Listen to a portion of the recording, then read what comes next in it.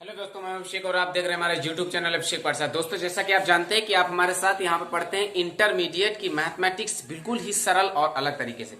उसी क्लास में आप यहाँ पर आज से पढ़ेंगे इंटरमीडिएट की फिजिक्स की क्लास बिल्कुल ही सरल और यूनिक तरीके से। तो दोस्तों, आज की क्लास में हम लेकर आए हैं एक ऐसा इंपॉर्टेंट फिजिक्स का टॉपिक जो एग्जाम में मोस्टली आता है, चाहे हम किसी भी डिस्ट्रिक्ट के किसी भी सेट की बात कर लें। ये एक ऐसा क्वेश्चन है जो हर बार, हर वर्ष, हर एग्जाम के हर सेट में पूछा जरूर जाता है यूपी बोर्ड में। तो दोस्तों, आज बात कर लेते हैं इस गॉस की प्रमेय का। ठीक है, गॉस का प्रमेय की बात कर लेते हैं। जानते हैं गॉस थ्योरम क्या होता है। इसके पहले हम आपको बता दें कि आपने अभी तक हमारे इस चैनल्स पर पढ़ा है इंटरमीडिएट की मैथमेटिक्स को बिल्कुल ही यूनिक और लॉजिक तरीके से हमने आपको बताया है। एकदम step by step, exercise by exercise क्वेश्चनों को हमने आपको बताया है। तो आज उसी क्लास में हम क्लियर करेंगे फिजिक्स की क्लास। हमने आपको पिछले वीडियो में बताया था कि आप बहुत जल्द यहाँ पर पढ़ने वाले हैं इंटरमीडिएट के फिजिक्स की क्लास। तो दोस्तों, आज हम लेकर आ गए आपके लिए फिजिक्स की क्लास में एक ऐसा इंपॉर्टेंट और लॉजिक टॉपिक्स के बारे में डिस्कस करेंगे जो एग्जाम में मोस्टली पूछा जाता है, जो हमारे लिए है तो बहुत इजी, लेकिन उसे हम कैसे हल कर पाते हैं एग्जाम के समय में, हम उसे कैसे प्रिपेयर करके सॉल्व कर सकते हैं कम से कम समय में, ये आज जान लेते हैं। तो देखिए, गॉस का प्रमेय क्या है। गॉस के प्रमेय के सबसे पहले डेफिनेशन ले लेते हैं। लिखा हुआ है, निर्वात में किसी बंद पृष्ठ से गुजरने वाला संपूर्ण वैद्युत फ्लक्स उस पृष्ठ के अंदर उपस्थित कुल आवेश का 1/ε0 गुना होता है। ठीक है दोस्तों, फिर से देख लेते हैं। लिखा है, निर्वात में किसी बंद पृष्ठ से गुजरने वाला संपूर्ण वैद्युत फ्लक्स उस पृष्ठ के अंदर उपस्थित संपूर्ण आवेश का 1/ε0 गुना होता है।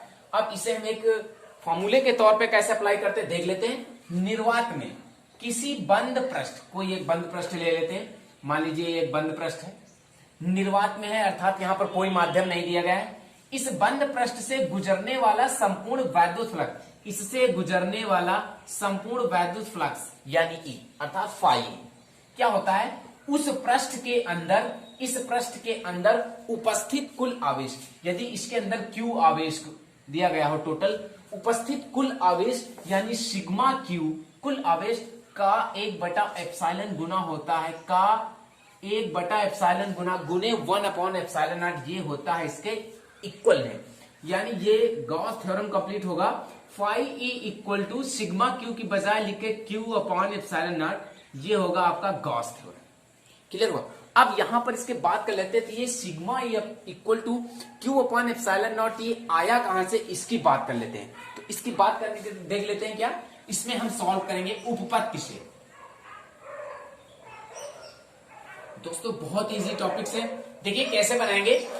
निर्वात में किसी बंद पृष्ठ, कोई एक ऐसा पृष्ठ ले लेते हैं हम यहां पर, कोई भी हो, वृत्ताकार हो, त्रिभुजाकार हो, वर्गाकार हो, किसी भी प्रकार का कोई पृष्ठ हो। मान लीजिए ये इसका एक पॉइंट है O, यहां पर इसका संपूर्ण आवेश है +Q। ये पृष्ठ है, इसे सरफेस कहेंगे, इससे व्यक्त कर देते हैं। ठीक है, यहां पर मान लेते हैं कि कोई एक अल्प पृष्ठ है, इसे P मान लेते हैं। इस बिंदु से यहां तक की दूरी जो है वो स्मॉल r ले लेते हैं, यहां तक की दूरी स्मॉल r, इसे हम ऐसे मिला देते हैं, इस प्रकार से अल्प पृष्ठ को घिरवा देते हैं। और इसका जो वैद्युत क्षेत्र है वो है E वेक्टर, और जो इसका ds वेक्टर होगा ये होगा क्षेत्रफल अवयव। क्लियर हुआ। अब वेक्टर और ds वेक्टर ये आपस में जो झुके हुए हैं, इससे ये थीटा अंश के कोण पर कार्यरत है मान लीजिए, और इसका जो ये घनकोण है ये है डी ओमेगा। क्लियर है। अब इसी हम फिगर को ड्रा करते हुए देखते हैं, यहां पर क्या लिखेंगे। माना एक बंद पृष्ठ S के भीतर बिंदु O पर +Q कूलाम का आवेश रखा गया है। ठीक है, +Q कूलाम का आवेश रखा गया है। लिखेंगे बिंदु O से R दूरी पर एक बिंदु P है, एक बिंदु P है, जिस पर वैद्युत क्षेत्र की तीव्रता होगी E इक्वल टू 1/4πε0 Q/r², और ये जो तीव्रता होगी वो होगी OP के अनुदिश। ठीक है, ये जो तीव्रता होगी वो होगी OP के अनुदिश, इधर OP के अनुदिश होगी तीव्रता। ठीक है, E बराबर 1/4πε0 Q/r²। अब लिखेंगे माना एक अल्प माना है कैलकुलेट डीएस है, अतः डीएस से गुजरने वाला वैद्युत फ्लक्स, डीएस से गुजरने वाला वैद्युत फ्लक्स होगा d phi s, phi equal to E vector into ds vector. तो देखिए इसे क्या लिखेंगे, इसे हम लिखेंगे d phi equal to E ds into, अब यहां पे क्या करेंगे, इस ई की वैल्यू लगा देंगे, ये जो ई की वैल्यू दी गई है 1/4 क्यू अपन आर स्क्वायर, इसको यहां पे पुट कर देंगे तो ये बनेगा d phi equal to 1/4 q upon r square into ds cos theta. Clear हुआ। अब यहां पे लिख देंगे, चूंकि वी नो दैट, हम जानते हैं, क्या जानते हैं कि ds cos theta upon r square equal to होता है डी ओमेगा की, ये घनकोण है, ये होता है d omega equal to ds cos theta upon r square, steradian इसका मात्रक है। तो इस वैल्यू को हम यहां पर पुट करेंगे तो ये बनेगा d phi E equal to 1/4 q, और ये ds upon r square into cos theta, ये हो जाएगा डी ओमेगा की। क्लियर हुआ। अब क्या करेंगे, दोनों पर, अब देखिए क्या करना है कि इसकी डिफिनेशन को फिर से क्लियर कर लेते हैं। निर्वात में किसी बंद पृष्ठ से गुजरने वाले संपूर्ण वैद्युत फ्लक्स, टोटल उस पृष्ठ के अंदर उपस्थित कुल आवेश का 1/एप्सिलॉन डी फाई की वैल्यू निकल आई। अब लिखेंगे बंद पृष्ठ यस से गुजरने वाला संपूर्ण वैद्युत फ्लक्स,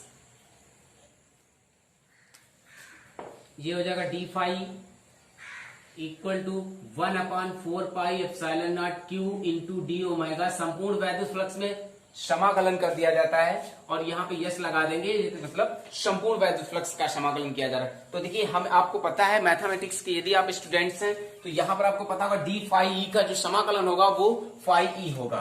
क्या होगा, फाई ई। तो यहां पे इसको क्लियर कर लेते हैं। देखिए इसे क्या लिखेंगे, इसे लिखेंगे फाई ई इक्वल टू, इसमें जो कांस्टेंट है Q अपॉन 4πε0 कांस्टेंट है, ये बाहर हो जाएगा और अंदर बचेगा केवल डी ओमेगा। क्लियर हुआ। इसे लिखेंगे phi E equal to Q upon 4πε0 into integration S D omega, इसकी वैल्यू होती है 4π।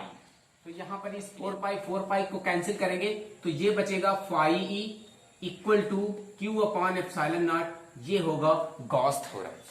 क्लियर हुआ। तो दोस्तों कैसी लगी आज की क्लास, कैसा लगा ये आज का छोटा सा फिजिक्स का टॉपिक, हमें कमेंट करके जरूर बताइएगा। और आप चाहते हैं कि हम इसी प्रकार से आपको एक आसान टॉपिक के द्वारा हर डेरिवेशन को प्रूव करके देते रहे, तो हमारे चैनल को सब्सक्राइब, लाइक करना ना भूलिए। यदि मेरा क्वेश्चंस, बताया हुआ क्वेश्चंस आपको लिए परफेक्टली समझ में आया है तो मेरे चैनल को लाइक कीजिए, नहीं तो डिसलाइक करके चले जाइए।